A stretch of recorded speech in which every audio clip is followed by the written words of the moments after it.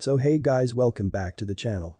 This is a story about what if Naruto goes back in time with Kakashi to his Genin days. Part 1. If you guys enjoy this what if and want to see part 2, comment down below. And let me know before I start. Please do support for more awesome content. And leave a like and don't forget to subscribe to my channel. And also share this video with your friends. And check out the description. And check out my playlist. So let's start the video. Chapter 1. Kakashi looked at the scroll in his hands with great interest. The man who had hired them for the exceedingly dangerous but rather tedious A-rank mission hadn't had enough money to cover the fee, but had promised them some valuable scrolls to make up the difference. Most of that had gone to Genin to do with what she would, but this. Well, this was a little too interesting to pass up. What is it? Naruto demanded impatiently. You've been staring at that thing for the past hour. I have not, Kakashi lied. Kakashi-sensei's right, Sakura sided with her teacher. Kakashi shot her a grateful look, but she wasn't finished. He's been staring at it for the past hour and 3 minutes, she finished with a smirk. Is it powerful? Sasuke asked. Because if it's not, I've got better ways of wasting my time. At least it's not porn this time, Sakura tried to be positive. Sasuke snorted. I wouldn't be too sure. Kakashi ignored his 3 students, trying to decide whether or not he should share this with them. It was highly irresponsible, of course, and if anyone had thought to do so, it would be highly illegal as well. The man who had hired them clearly had no idea what he was parting with. This scroll contains a time travel, Kakashi said gravely, deciding that since Naruto had finally made good on his age-old promise to kick Sasuke's ass and bring him back home, stopping Madara and saving the world in the process, none of them were really the world-conquering types, and as Naruto didn't believe in revenge, Sasuke had already gotten his, and Sakura really hadn't had anything too horrible by ninja standards happen to her, it was reasonably safe to share. Time travel, Sakura repeated skeptically. I've never heard of anything like that. Even if it were possible, the energy required to use it would just be. She trailed off, unable to think of a way to describe it. Kakashi shrugged. That's the other reason I'm telling you. If the 4 of us do it at the same time, it should be powerful enough. Assuming, of course, Naruto uses the Kyuubi. When would we go back? Naruto asked. Whenever, Kakashi replied. We each have to pick a point in our lives that we— Hell yeah. Naruto shouted, pumping his fists in the air excitedly. Just think of all the people I could help. I could save Haku, an old man, Hokage, and Asuma. And I could help Gaara and Neji and, well, pretty much all my other friends with their various issues that much sooner. And I could kill Orochimaru. Well, it's nice to know you have a plan, Kakashi said, feeling that Naruto was probably getting a little ahead of himself. And who was Haku again? I guess it would be nice to see if I could make a difference by not being useless at the beginning when everything started going to hell, Sakura mused. Sasuke? Kakashi questioned the last member of his initial team. Sasuke smirked. I'm sure I could think of some way to occupy myself. Choosing not to press for answers lest he hear something that would make him reconsider, Kakashi smiled brightly, not that anyone could tell beneath the mask, of course, but it was really the thought that counted and said cheerfully, let's do it, then. Kakashi knew exactly where he'd wanted to be. The minute he saw the words time travel he knew. And he'd had so many flashbacks back to this day over the years that he was certain he could get it right. If not, well, he was a good 20 years older and more experienced since then, and hadn't he and Rin always agreed that had Minato-sensei been there, things wouldn't have ended so tragically. Sure, he'd miss his trademark Sharingan eye, and if he lost his left eye again, then there would be some real hell to pay, regardless of how everything else worked out, but Obito's life would be worth the inconvenience. And it's not like there wouldn't be plenty of unused Sharingan eyes a few years down the road if he was really desperate anyway. Are you even listening to me? Obito demanded angrily. Not even slightly, Kakashi confessed, a smile crossing his face despite himself as he climbed to his feet. Obito had apparently knocked him to the ground. Not surprising, if this was the infamous rescuer in conversation. I definitely can't stand you. Obito yelled, furious that his heartfelt pleas to go and rescue Rin didn't even seem to merit the commander's attention. That hurts, really, Kakashi said, half serious. You know what else hurts? Obito asked rhetorically. The thought of us abandoning Rin to her fate. Of course we're not going to abandon Rin. Kakashi said, shocked. You can't expect these guards to work out the logical reasons to keep her alive and do so. Obito told him. They could kill her at any time. We don't have time to finish the mission and come back and hope she's there. I absolutely agree, Kakashi said solemnly. Obito was so surprised he practically fell over. You do? He asked finally, wondering what the trick was. Kakashi nodded eagerly. Oh, definitely. What happened to in the ninja world, those who do not obey the rules and regulations are trash. Obito asked suspiciously. That's true, Kakashi allowed it. But on the other hand, those who do not care about their companions are worse than trash. His grin grew as he quoted the words Obito had not yet spoken, but had changed his life back to him. If Obito was surprised before. Okay, who are you and what have you done with Kakashi? I don't know what you're talking about, Kakashi said airily. You just said that we should leave Rin. Just 2 minutes ago, Obito pointed out. That's why I punched you. That I did, Kakashi agreed. I changed my mind. Clearly, Obito muttered. Why? Not that I'm not in support of this change of opinion, because I definitely am, but I don't get it. It occurred to me that my father was, in fact, a true hero after all, Kakashi explained. And it wouldn't do very well to shame his memory by leaving Rin to die, now would it? Obito stared at him. You just decided that. In the time it took you to get up after I punched you? Kakashi nodded. Yes. Maybe you two have therapy jutsu. In fact, I'm nearly positive that you do. Therapy jutsu? Obito repeated, still rather unbalanced from this recent turn of events. Therapy jutsu, Kakashi confirmed. It's when you're fighting someone, they suddenly flash back to their tragic childhood, realize that they were being an idiot and change the course of their life. That sounds kind of unlikely, Obito confessed. Kakashi shrugged. I've seen it happen. Practically every time Naruto got within 2 feet of a fight, really. Well. Okay, then. This is unexpected. Good, but unexpected. Let's go after Rin, then. Obito declared. You know, I had an entire speech planned, too, Obito complained as they approached their destination. It was a good speech, too. But it's like you took the words right out of my mouth. You're imagining things, Kakashi lied, wondering vaguely if he should be concerned how well he remembered what was going on. He wasn't that obsessive, was he? Oh, who was he trying to kid? He relieved this day at the memorial every time he went. Which was every day. It would actually be kind of weird if he didn't remember it this well. Finding them, Obito breathed as they spotted the cave the Rin was being kept in. What's the plan? Kakashi thought for a moment, then figured that since it had worked last time, they might as well try it again. The less variables the better chance he had of controlling the outcome. You go ahead a little. Act like you're trying to be stealthy but failing. There are 2 of them, so since they think we're just a bunch of kids one of them will come out while the other stays with Rin. I can kill whoever comes out from behind. Alright. Commander Obito agreed. It was silly, of course, and he had had his authority acknowledged many times over the years, but hearing it from Obito was nice. He hoped he'd earn that respect in the next few minutes because he really wasn't sure he could handle losing him all over again. They weren't even that close back when Obito was alive, something he was determined to rectify the minute this hostage crisis was over, but he'd made such a big impact on his life posthumously. Not to mention that while he still felt guilty that his hesitancy to go after Rin the first time might have played a role in Obito's death, that was nothing compared to how hard it would hit him if he knew it was coming but failed to prevent it. Alright, let's go. Obito said, moving close. To where? Taseki asked, materializing right behind Obito as Kakashi knew he would. Quickly, the newly minted Jounin body flickered over to them and held a kunai to Taseki's throat. To rescue our teammate, he answered as he slit the enemy ninja's throat, feeling rather pleased that he'd managed to avenge his eye all these years later. Better watch that talk of vengeance, though. He didn't want to be Sasuke, after all. Wow, Obito said, his eyes wide. He didn't even have a chance to react. That was the idea, Kakashi said dryly. Now when we go in there, I need you to free Rin and get out. Watch out for falling rocks and leave Kako to me. Who? Obito asked, confused. The enemy ninja, Kakashi explained. Why do you know his name? Obito still didn't get it. Because I'm amazing, obviously, Kakashi said coolly. Or rather, because he'd obsessively pieced together what he could about that day in the weeks to follow. That didn't make him sound nearly as cool, though. God, he'd really been spending too much time with Guy, hadn't he?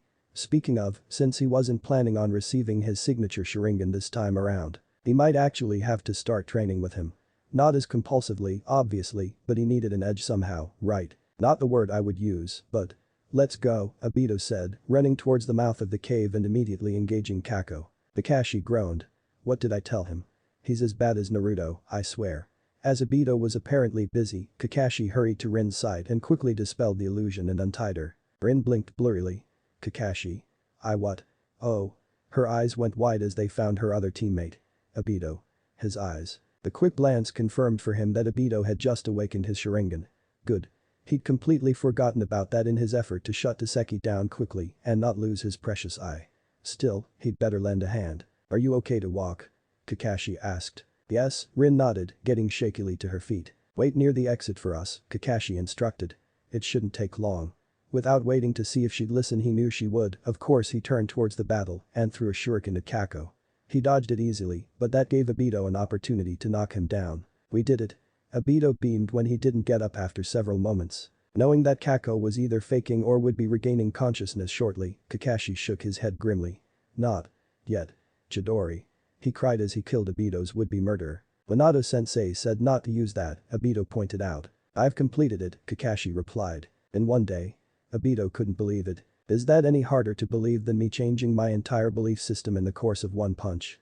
Kakashi asked rhetorically as he and the very much alive Uchiha made their way out of the very much not collapsing cave. "Hey, don't diss the therapy jutsu." Obito laughed. "Wouldn't dream of it," Kakashi promised. Guys." Rin piped up. "Much as I hate to interrupt now that you two are actually getting along, but..." Reinforcements showed up. "Otenritsudo Tenshu." Several of the many reinforcements said, putting his hands to the ground. Recognizing that as the one that had led to Obito's death, Kakashi quickly grabbed both of his teammates and hightailed it out of the path of the collapsing cave. Once he was clear, he grabbed Minato's special kunai and threw it. With any luck, his sensei would soon appear and… there he was. He had a really fast response time, didn't he? But then, since he wasn't supposed to know what the kunai did and it was shaped weird, he probably assumed Kakashi wouldn't use it if he wasn't out of options. "Wow. Sensei is awesome," Rin said, watching Minato take down opponent after opponent and showing them exactly why he was known as Konoha's Yellow Flash. "You think that's cool?" Obito asked. "You should try watching it with a Sharingan. Now that's cool." "I know," Kakashi agreed, remembering several times when he'd done just that. "What?"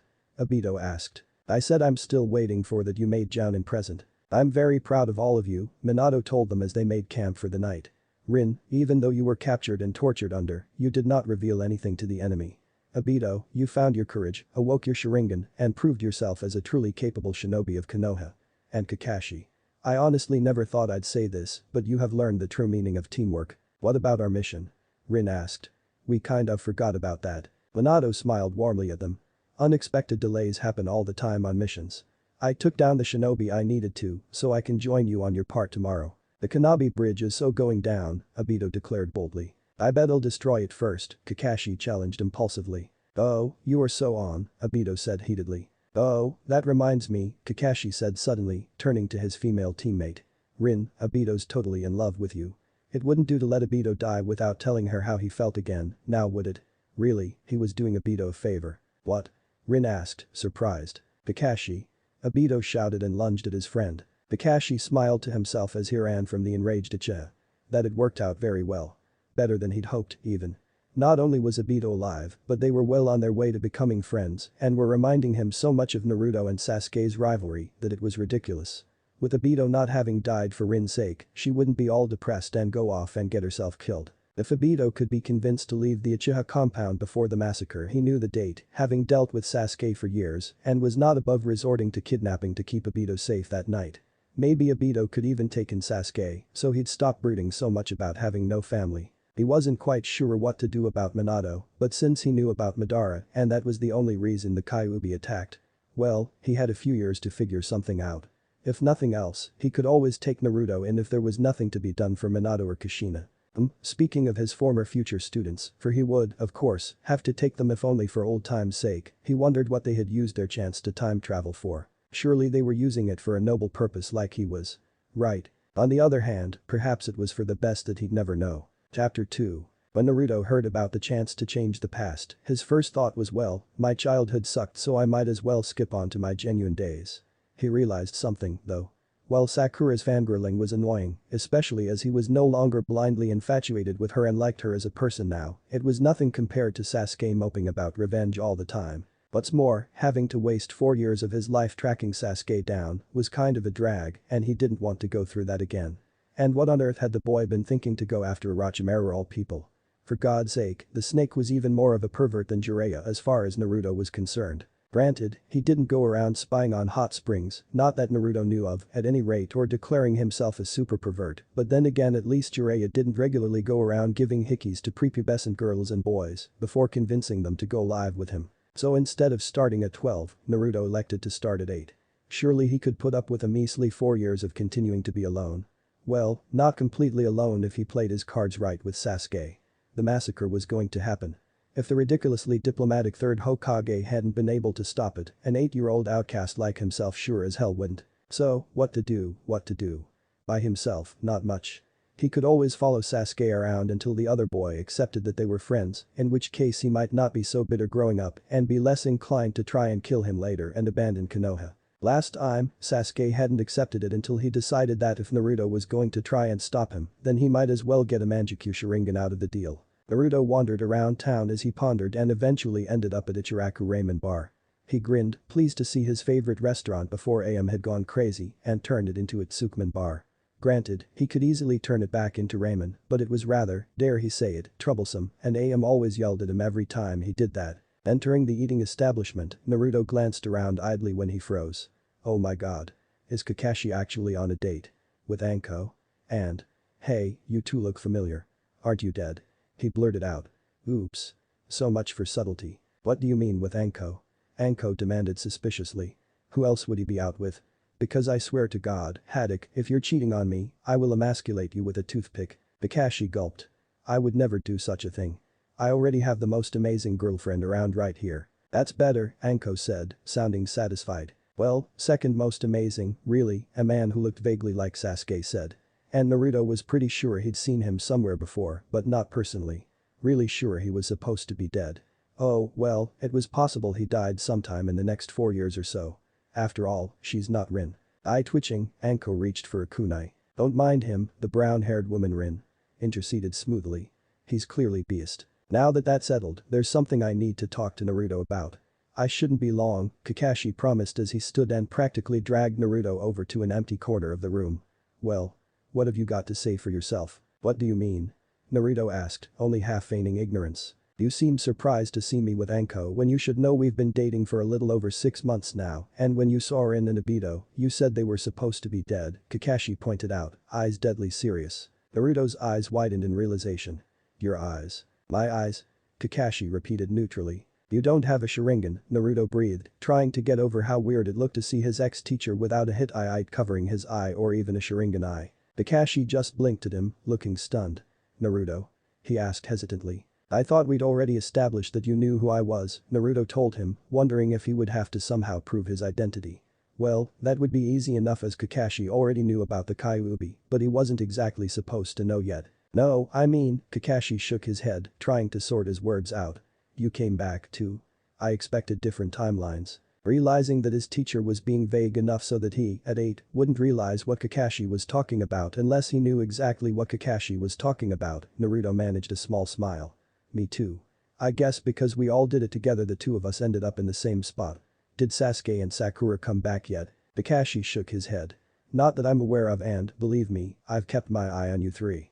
Sakura probably won't come back until she at least makes Genin, because the worst thing that happened to her before then was picked on for insecurities about her forehead, and she wouldn't very well wish to relive her childhood over that. I don't think she would be crazy enough to try and change anything about Sasuke's situation, and you could always make things up to when you were on my team again. As for Sasuke, I honestly don't know where he is. I expected he'd want to be here today, but maybe he doesn't think he can change it either, and I wouldn't blame him for not wanting to relieve the aftermath. That is why you're here, isn't it? The massacre? Naruto laughed sheepishly. Well, yeah. But let's get to that in a minute. Tell me what you did first. They were your teammates, right? You managed to save them? Kakashi nodded. I saved Obito. Because of that, somewhere down the line, Rin didn't die. And they got together? I thought you told me once that your team was like ours in the beginning. Cheerful boy likes girl who likes emo boy, Naruto pointed out. Kakashi nodded again. That's true.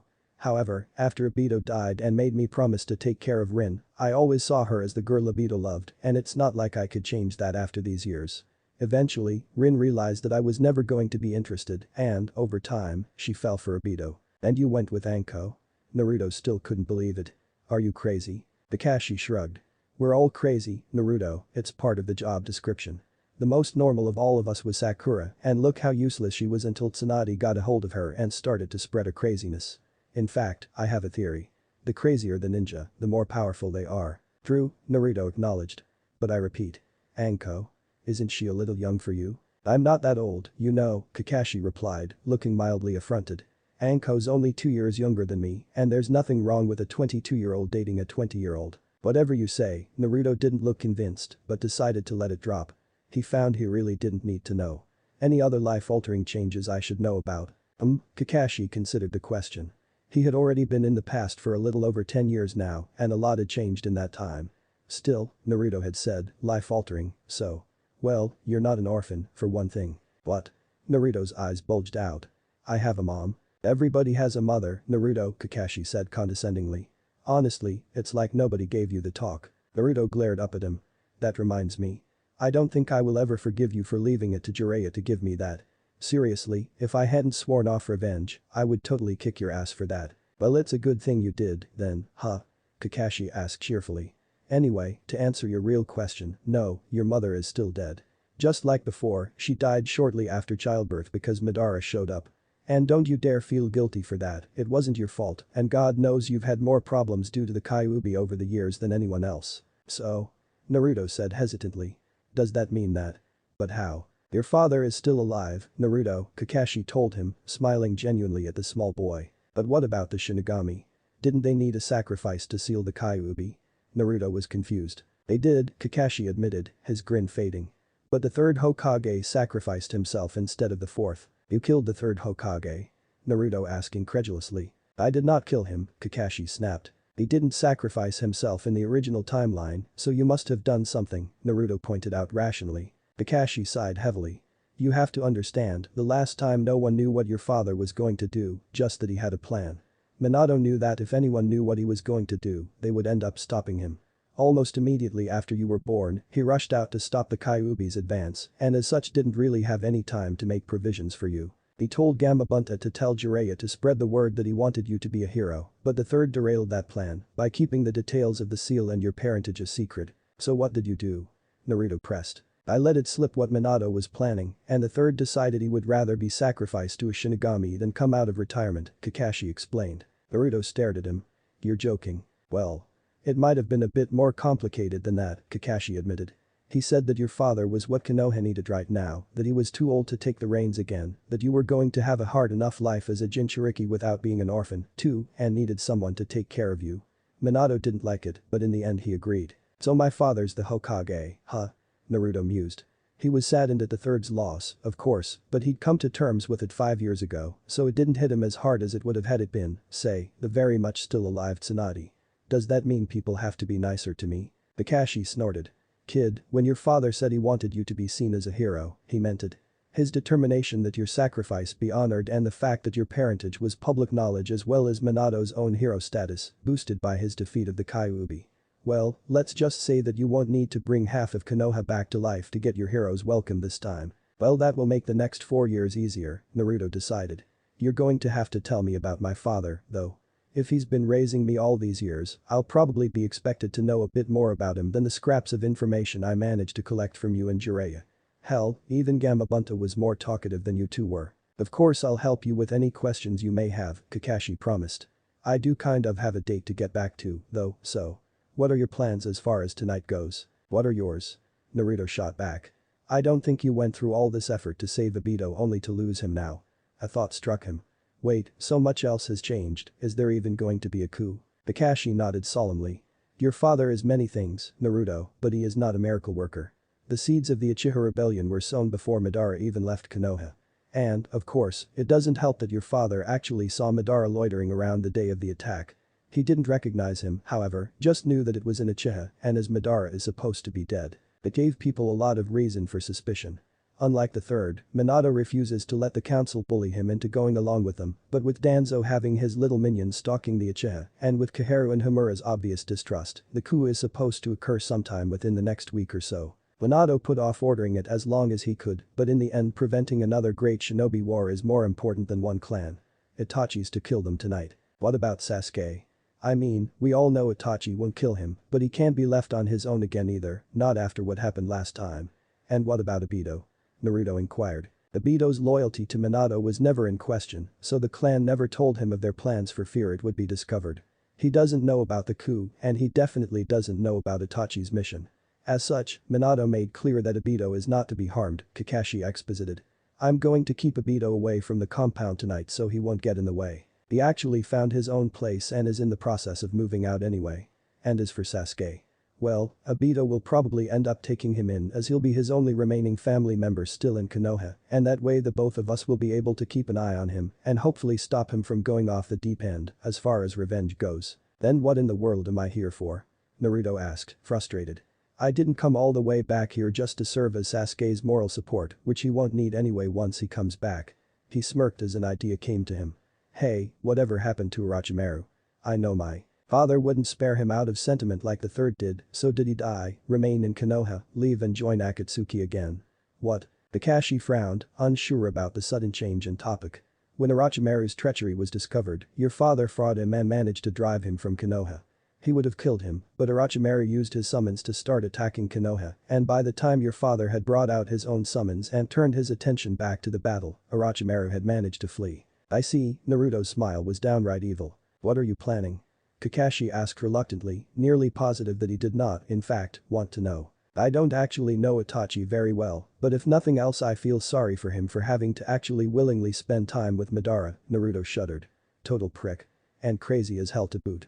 Besides, all things considered, he really didn't deserve what happened, and Sasuke probably wouldn't have been so traumatized by the massacre if it weren't for the fact that it was Itachi's doing. And if he had a good reason to hate Orochimaru, he wouldn't have gone off the train under him, gone off the deep end, and started working for Akatsuki. What are you saying? Kakashi asked carefully. Let's blame everything on Orochimaru.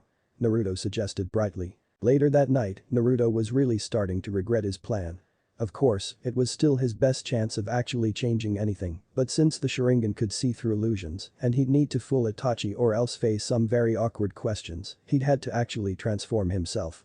The only technique he had that did that was his Warak no Jutsu and its variations. So he had managed to transform himself into Orochimaru.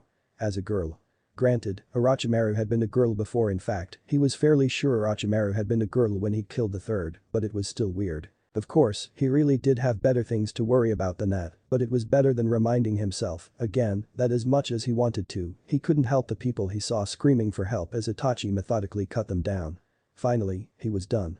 And just in time, too, as Naruto heard the distinct sounds of an angry mob coming up the street. He wondered briefly what Kakashi had come up with to get a lot of witnesses over to the Uchiha compound at 3 in the morning, but figured he'd probably find out soon enough. Itachi's head snapped up, startled.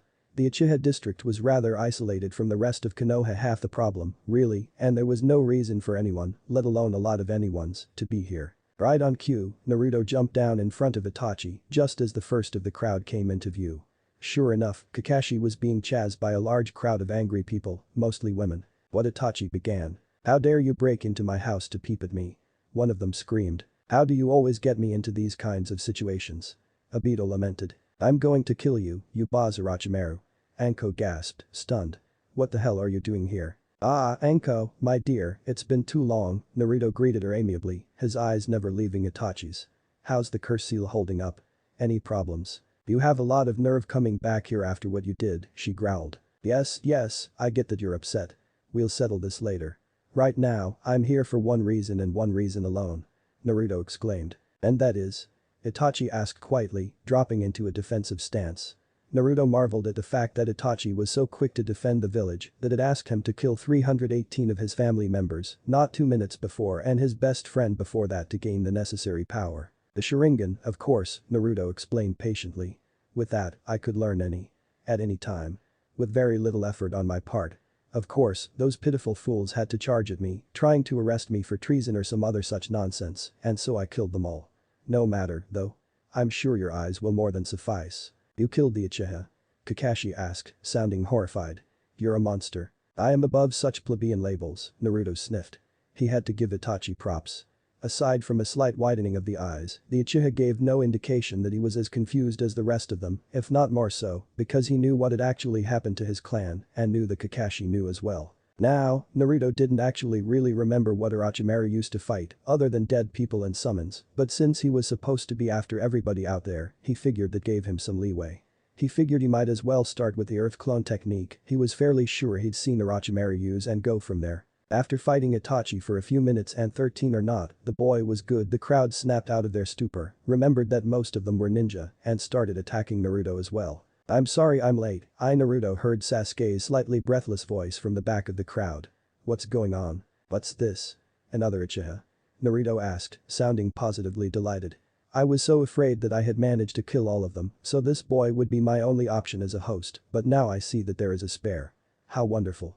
This is getting a little crowded, so I'll take my leave now, but never forget. I, Orochimaru of the Sannin, will be back to steal your body, mark my words, he declared, before using the body flicker to make good his escape. Once he was far enough away, he transformed back into himself and headed back to the compound. Hey guys, are we having a party? Naruto asked brightly. No, my entire family was just murdered, Sasuke snapped at him. He looked ill. And now the world's spinning. With that, Sasuke fell to the ground in a faint. I should probably report this to the Hokage, Itachi said at last, no doubt wondering whether or not this strange new development meant he was still going to need to go into exile or not. Great idea, I'll come too, Kakashi nodded. Obito, do you want to take Sasuke with you to your new place?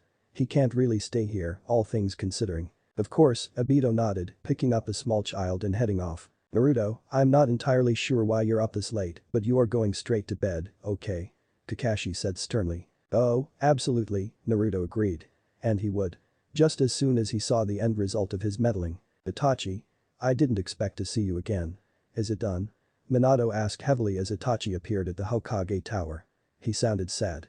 Kakashi? What are you doing here? I'm just tagging along, Kakashi shrugged. Yes, Itachi answered. They're all dead but myself, Obito. And Sasuke. Your brother? Minato asked. He's only 8. He has no idea, Itachi explained. I see. Well, I suppose he poses no threat then, Minato decided.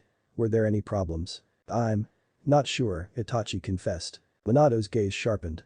What do you mean you're not sure? What happened? Right after I finished, Kakashi appeared, chased by a large crowd of irate women, Itachi explained. Kakashi held up his hands in defense. I had completely forgotten that was happening tonight, he lied. Minato looked skeptical, but nodded. Then what? Then Orochimaru appeared, claimed he had killed everyone and was planning on stealing my body. We fought, then he left after Sasuke showed up. Said now he had a spare in case he couldn't possess me, Itachi explained, sounding mildly outraged at the thought of Orochimaru doing that to his little brother. Orochimaru? Minato's eyebrows rose. He took credit for killing everyone in front of a large crowd of witnesses. Are you sure it was him? Itachi coughed. Well, actually it was a woman, but there was no illusion, and Anko identified him as her former mentor. I see. Minato trailed off.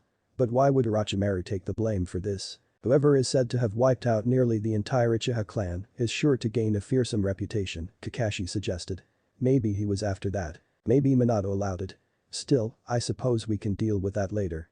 For now, since Orochimaru has so generously offered himself up as a scapegoat, you are, of course, free to stay in Konoha. I'm sure Obito would be glad to have you, Kakashi offered.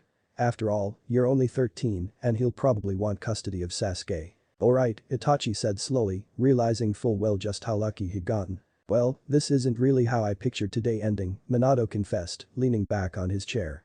Still. Perhaps it's for the best. Chapter 3. Sasuke, of course, was after revenge.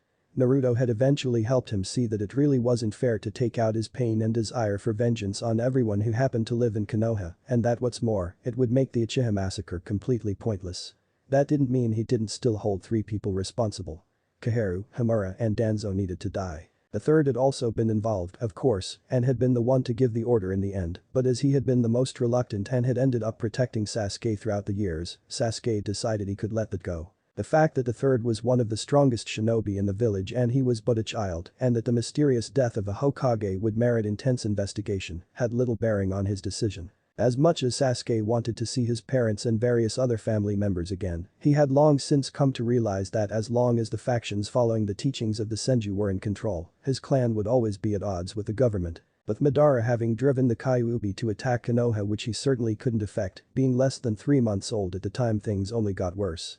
If Itachi couldn't stop the attempted coup, then he certainly couldn't, and it wasn't worth the chance to see his clan again to have to watch Itachi destroy them and abandon him again. So Sasuke had elected to come back at 11. His life after the massacre was really nothing worth repeating, but he wanted to come back a little before he graduated, so he would have some time to refamiliarize himself with his past and change anything he didn't like.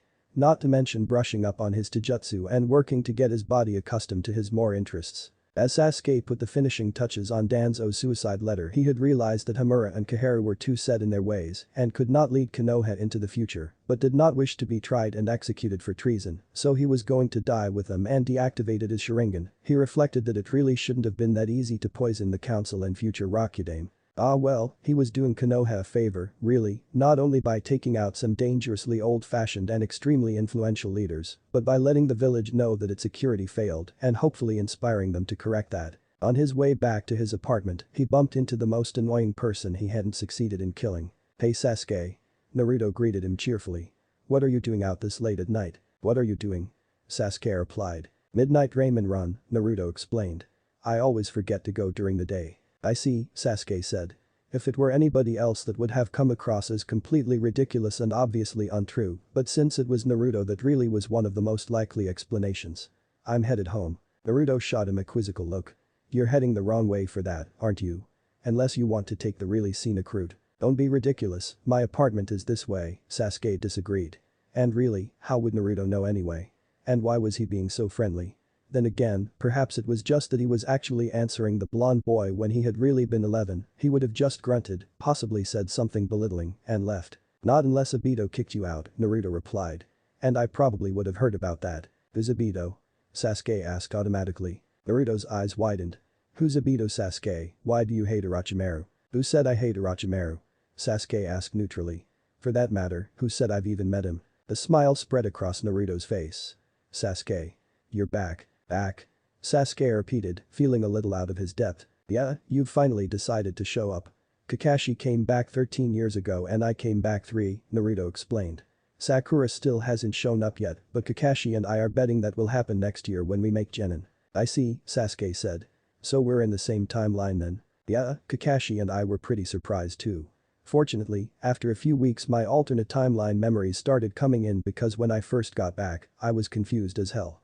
With Kakashi having already been around for a decade, he started changing things left and right. For instance, did you know that when that ambassador tried to kidnap Hinata, Kakashi was on hand to incapacitate him without killing him, so Niji's father wouldn't have to die?"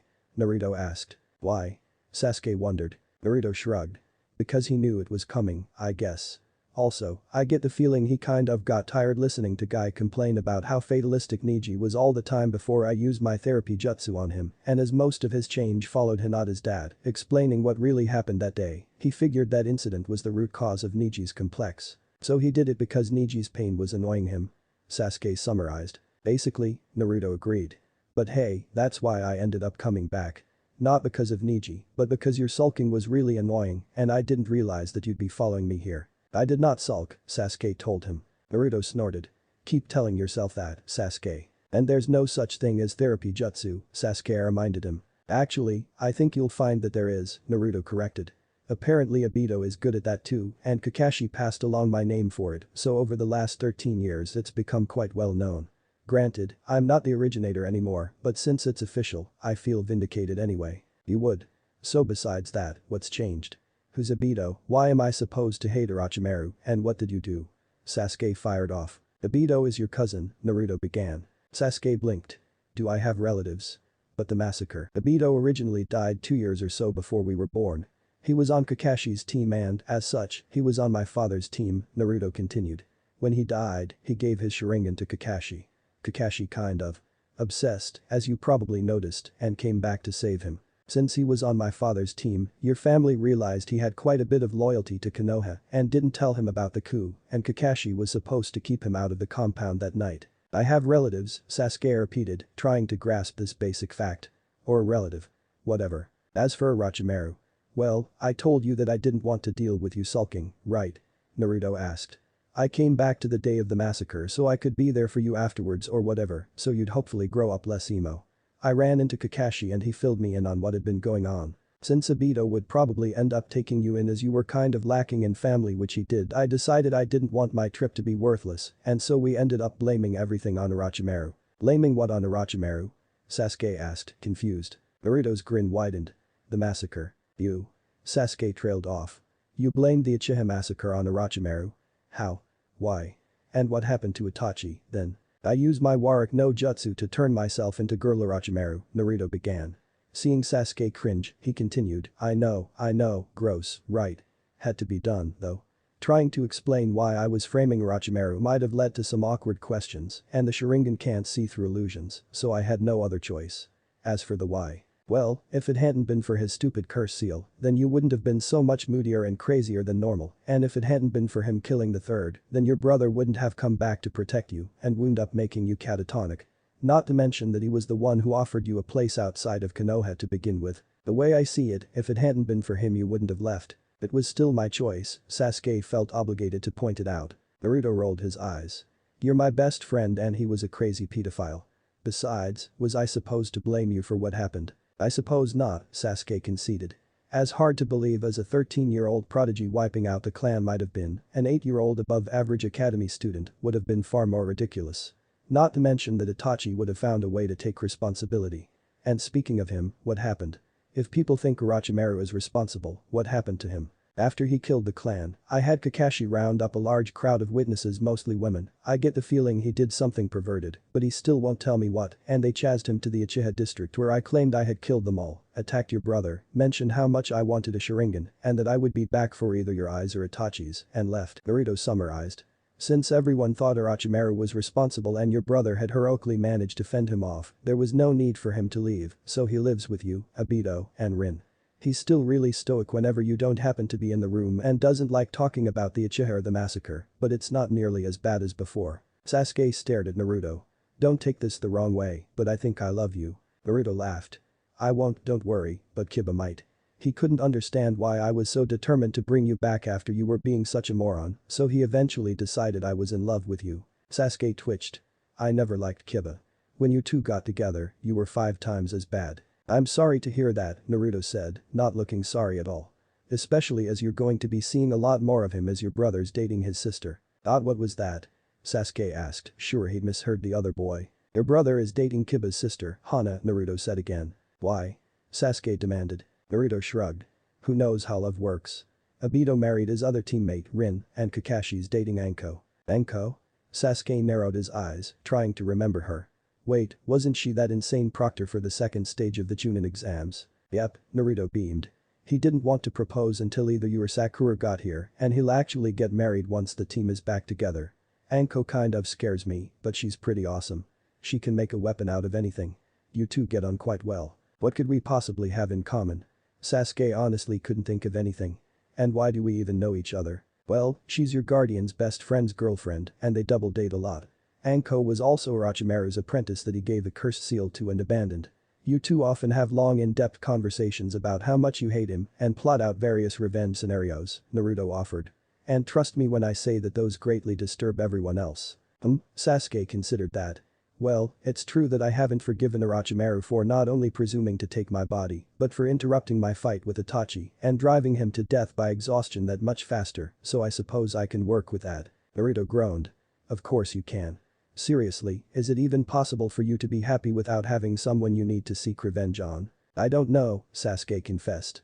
But why mess with success? Because it's a pain in the ass for the rest of us, Naruto complained. Speaking of, why did you decide to come back?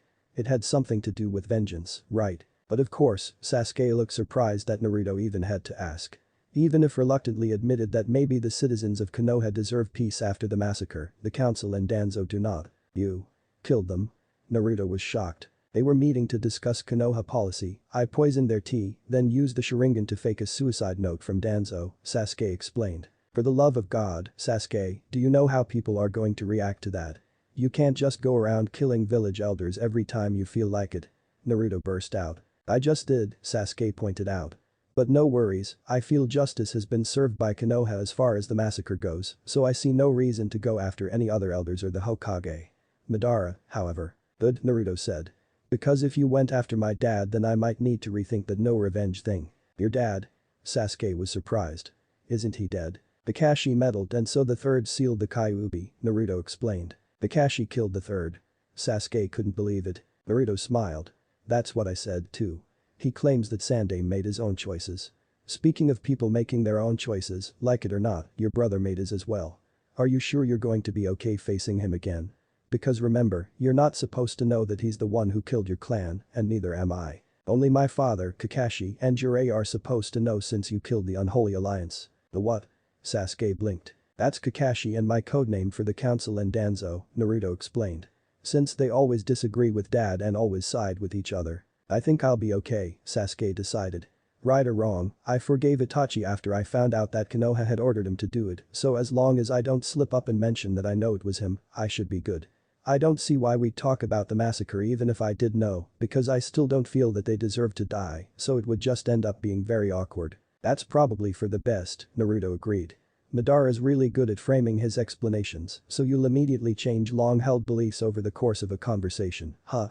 It's kind of like my therapy jutsu, but the opposite. Giving people issues jutsu. That's not nearly as catchy. Yeah, Madara was pretty good at that, Sasuke nodded. Crazy as hell though. Seriously, the moon. I know, Naruto said. It's kind of a wonder someone that insane managed to keep it together long enough to convince so many other people to follow him. Well, most of those people were also insane, Sasuke pointed out. True, Naruto conceded. So do you have any more questions for me or do you want to head back? What's our relationship supposed to be like? Sasuke inquired, honestly curious. He was sure that Naruto had tried to make friends with his younger self, but he was equally certain that little him wouldn't be very receptive. The same as it always was, I guess, Naruto decided. In this timeline, I always knew Kakashi as he was my father's student and nostalgic, and after I got back, I tagged along when he hung out with Obito, and so eventually you were forced to admit we were friends. We probably will never act like normal friends, but then neither do Ino and Sakura, and they managed to be functional. That would depend upon your definition of functional, Sasuke said dryly. So, are you planning on doing anything about the fact that I killed them? Naruto sighed. I do not approve, obviously, especially as this was murder, no other way of looking at it. We'll have to tell Kakashi, obviously, but other than that. Well, I suppose I'm just glad you stuck to the agreement we made about not trying to destroy Konoha anymore. Thank you, Sasuke said sincerely. Then a thought struck him. Hey, since I won't be getting new memories for a few more weeks, what's this cousin of mine like, anyway? Well, he's a lot like me, for one, Naruto answered. You know, on the other hand, maybe I should turn myself in. It wouldn't let people panic unnecessarily. When the two boys reached the strange house that Naruto swore he lived in, he found Kakashi sitting at the table with his brother and an older Uchiha who he assumed was Obito. Where have you guys been? Obito asked, not even bothering to wonder why Naruto was with Sasuke. Apparently they really were friends. I was on a midnight ramen run when I ran into Sasuke training, Naruto lied. I made him come with me, but we got held up when he burned his mouth and swore vengeance. I see, Obito said. Apparently that wasn't a novel occurrence. Oh, Kakashi? Naruto asked. Sasuke finally decided to show up. Did he? Kakashi raised an eyebrow. You certainly took your time, didn't you? Now you have no excuse not to propose, Naruto informed him. I'll get around to it. Kakashi insisted. Hi, Nai-san, Sasuke said, unsure of what else to say. After all, the last time they had been on anything resembling good terms had been the day before the massacre, but he'd been so strained then.